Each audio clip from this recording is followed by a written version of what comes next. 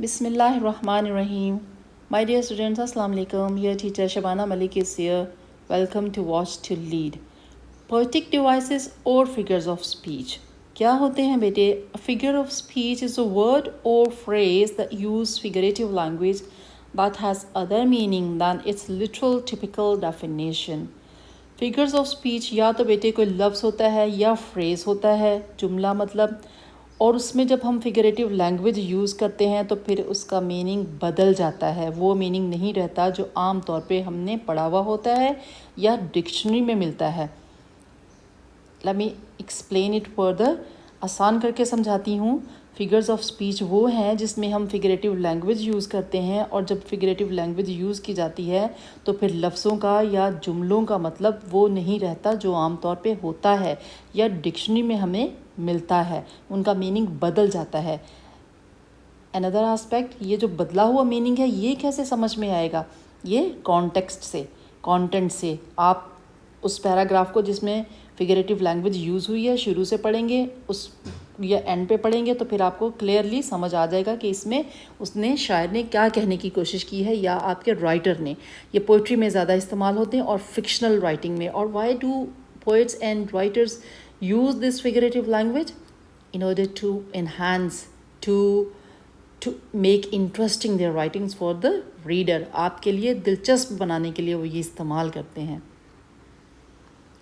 तो बेटे ये आज की वीडियो में सिमिली, मेटाफोर, पर्सोनिफिकेशन, 3 डिवाइसेस इंशाल्लाह हम डिस्कस करेंगे डिटेल के अंदर। जब आप वीडियो देख लेंगे तो आपके सारे कॉन्सेप्ट्स क्लियर हो जाएंगे इसके बारे में। अच्छा, एक और इम्पॉर्टेंट चीज़ बेटे, ये लैंग्वेज है ना, तो लैंग्वेज में ऑलमोस्ट सारी दुनिया के लैंग्वेजेस में सब चीज़ें सिमिलर होती हैं, थोड़ा बहुत फ़र्क होता है। हमारी उर्दू के लैंग्वेज में सिमिली भी है, मेटाफर भी है, पर्सोनिफिकेशन भी है। आपने पढ़ी भी हुई है बहुत दफ़ा। चलें सिमिली को देखते हैं। सिमिली उर्दू में क्या कहते हैं बच्चे? तशबी। आपने पढ़ा है ना, बहुत सारी आपने पोइट्री पढ़ी है तो उसमें शायरी में आपने तशबी का लफ्ज़ पढ़ा था ना। तशबी क्या होती है? जब आप दो चीज़ों को कंपेयर करते हैं एक दूसरे के साथ किसी सिमिलर क्वालिटी की वजह से। जैसे शायर कहते हैं ना, गुलाबों जैसे गाल, नागिन जैसी जुल्फ़ें, ये तशबीह है बेटे। इंग्लिश में क्या कहते हैं? सिमिली। अब मेरा ख्याल आपका कॉन्सेप्ट क्लियर हो गया होगा। और राइट, सिमिली को कैसे डिफाइन करेंगे? It compares to different things by using words like और एज। दो चीज़ों का कंपैरिजन है, इनडायरेक्ट कंपैरिजन है, और दो लफ्ज़ों का इस्तेमाल है, लाइक और as. Then it is simile. For instance, first example देखिए, her smile is as bright as the sunshine. दो चीज़ों का कंपैरिजन है, उसके स्माइल का किसके साथ? सनशाइन के साथ। क्या सिमिलरिटी है? ब्राइटनेस, खूबसूरत है, ताज़ा तम है, दोनों की, स्माइल भी और सनशाइन भी। You got it? तो इस खूबी की बिना पर लड़की की स्माइल को सनशाइन के साथ कंपेयर किया, सिमिली। उर्दू में सेम थिंग, तशबी। Second example, his office smells like a rose garden. Rose garden किस चीज़ की अलामत है? खुशबू की, क्योंकि उसमें गुलाब हैं, तो उसका ऑफिस जो है वो परफ्यूम की स्मेल की वजह से बहुत खुशबूदार बना हुआ है। तो दोनों चीज़ों को कंपेयर किस चीज़ पे किया? प्लेजेंट स्मेल की, फ्रेगरेंस की बेस पे। His office smells like a rose garden, simile. Urdu में तशबी। Third example, my tongue is not my, his tongue is as poisonous as a snake. Why? ही हो सकता है when he speaks he is abusive, or he is very furious, aggressive talk करता है, तो इसलिए उसके बोलने की तेज़ी को, उसकी बोलने की जो नॉट प्लेजेंटली स्पीकिंग, जब वो ख़राब बोलता है गुस्से की वजह से हो सकता बोलता है, उसको किस चीज़ के साथ कंपेयर किया? जहर उगलने के साथ। His tongue is as poisonous as a snake. जितना सांप जहरीला होता है इतना जहरीला वो बोलता है।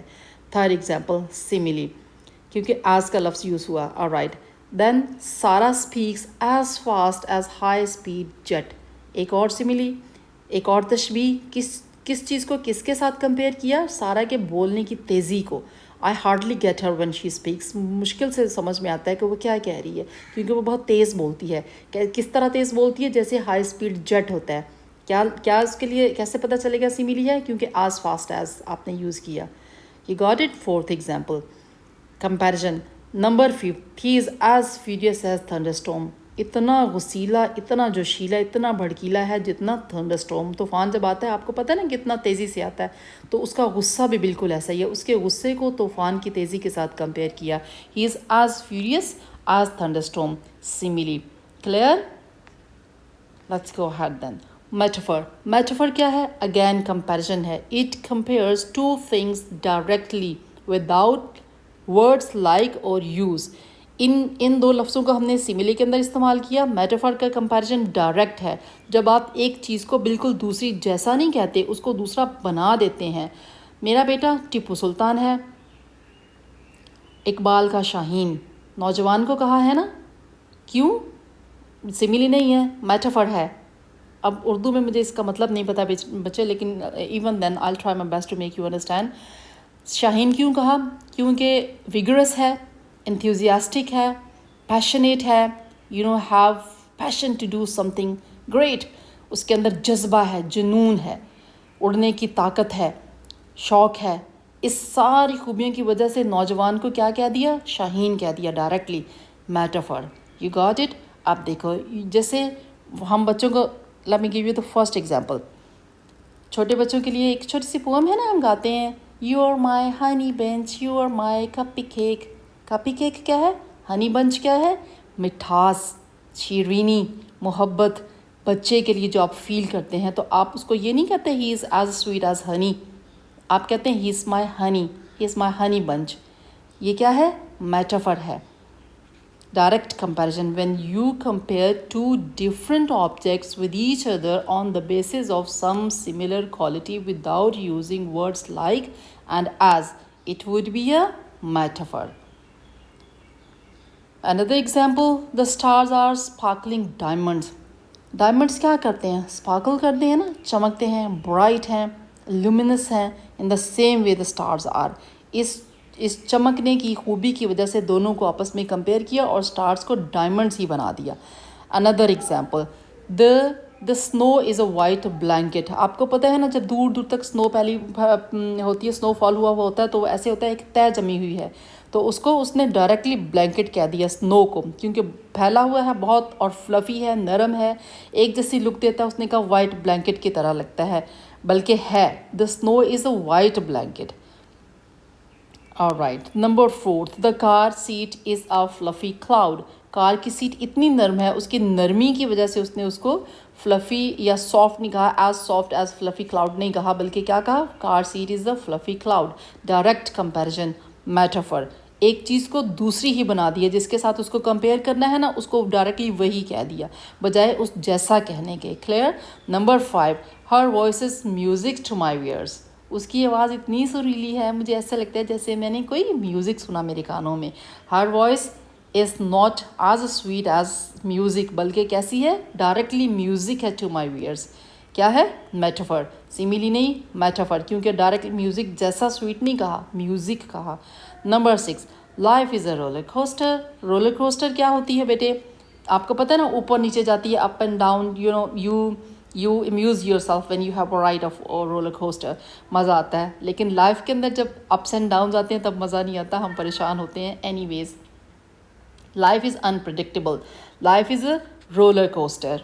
ठीक, तो उसको रोलर कोस्टर जैसा नहीं कहा कि कभी ज़िंदगी में उतार है, चढ़ाव है, कभी खुशी है, कभी गम है, नहीं, बल्कि लाइफ डायरेक्टली रोलर कोस्टर है। I think now your ideas are clear about metaphor. Personification क्या है बेटे? पर्सोनिफिकेशन का मीनिंग इसके अंदर ही है। Look, person. पर्सन कौन होता है? You are a person, I am a person also. So person means जिंदा चीज़, living thing. Ideas, animals, things और other animated objects are represented as having human qualities.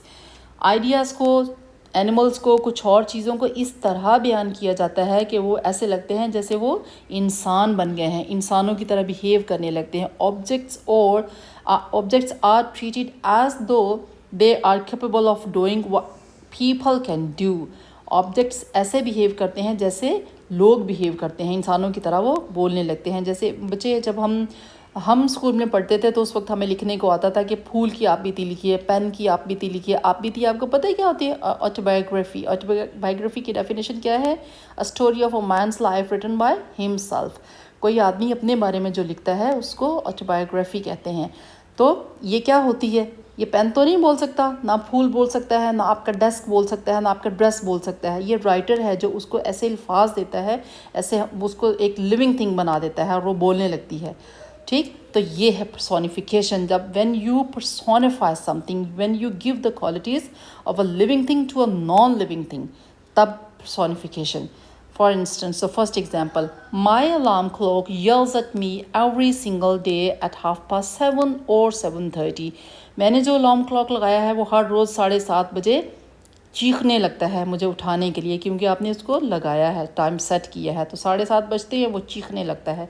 Alarm clock चीखता है। Is it a living thing? No, never. So it's a personification. उसने writer ने personify कर दिया alarm clock को आपके लिए।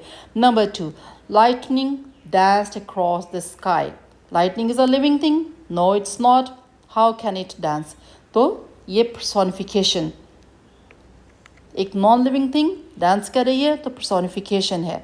Number 3 example, the moon peaked out from behind the clouds. Moon peak out कर सकता है, झांक सकता है बादलों के पीछे से? नहीं झांक सकता ना, तो उसको जानदार बना दिया, उसको लिविंग थिंग की qualities they the, personification. Number 4 example, the old car. इसको ध्यान से देखना बच्चे, अक्सर आपको ये चीज़ें मिलती हैं फिक्शन के अंदर, नैरेटिव के अंदर, इवन डिस्क्रिप्टिव ऐसे के अंदर भी, और शायरी के अंदर तो बहुत ज़्यादा। The old car woke up reluctantly from its over night sleep. जो मेरी पुरानी कार थी वो उठना नहीं चाह रही थी, बड़ी मुश्किल से, ज़बरदस्ती। Reluctantly, when you are unwilling to do something then you are reluctant. तो उसको बड़ी मुश्किल से मैंने हिलाया, उठाया, जगाया। Then coughing and sputtering. Sputtering it finally break into a loud roar. फिर आहिस्ता आहिस्ता इसने खांसियाँ करना शुरू की, आवाज़ें निकालना शुरू की। फिर उसके बाद फाइनली ये स्टार्ट हो गई। अब देखो ये सारी लिविंग क्वालिटीज़ हैं। Woke up reluctantly, overnight sleep, coughing, sputtering and loud roar, सारी की सारी ह्यूमनली क्वालिटीज़ है ना। तो कार को दे दी, क्या कर दिया, कार को पर्सोनिफाई कर दिया, पर्सोनिफिकेशन। That's it. अब आपको, I hope you have now better understanding of these figures of speech: simile, metaphor, personification. Rest of the figures of speech in my next video.